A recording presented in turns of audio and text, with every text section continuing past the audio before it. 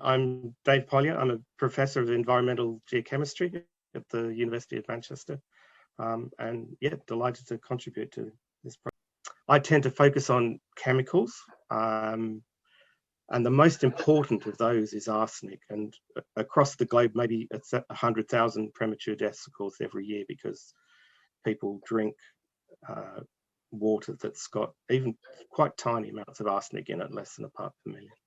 Many different ways of removing arsenic, particularly from groundwater: oxidation, reverse osmosis, filtration are just a few. It's a huge challenge because it's compounded by the astronomical number of wells that need to be dealt with. There are literally millions of drinking wells in South Asia. There's also a lack of awareness. And in part because of that, there's a lack of willingness to pay for treatment. The most surprising thing to me is what level of detrimental health impacts are permitted in people who are drinking water with arsenic at regulatory levels. You know, the regulatory level in many countries is 10 parts per billion. In some countries, it's 50 parts per billion. And the lifetime cancer risks associated with drinking that water on a daily basis, you know, is of the order of 1 in 500 or 1 in 100. So that's similar to the risks that one might have from passive smoking. All around the world, almost all countries permit such high levels of arsenic in drinking water.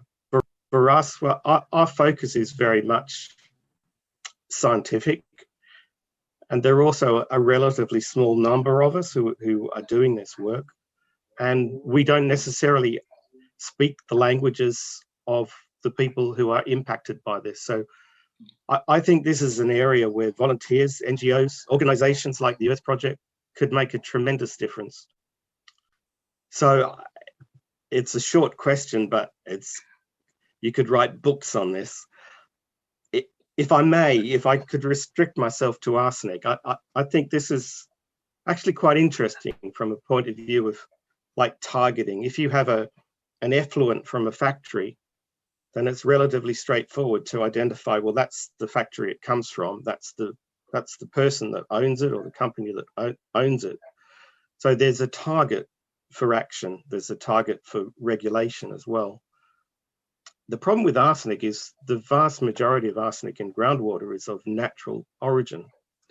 It's geogenic, it just comes from the earth, it is there.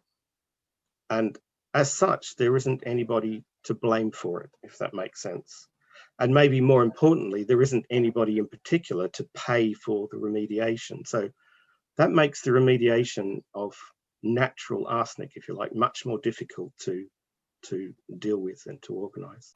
This might be not what you expect, but I think it's very easy to view protecting the environment as something that should be done by other people.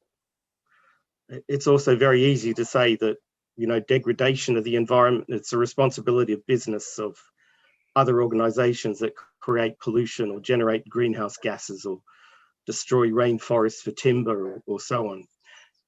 But you know, irrespective of how we regulate or monitor those organizations, it's actually us who create the demand for products and services that mean that those companies are generating the products and services that they do.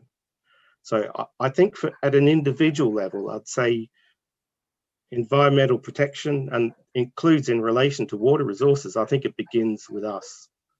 You know, we should reduce our own consumption. We should, particularly for organizations that are advocates, we should be patterns or examples that other people can follow in terms of, you know, behavior, and be advocates for responsible and sustainable consumption.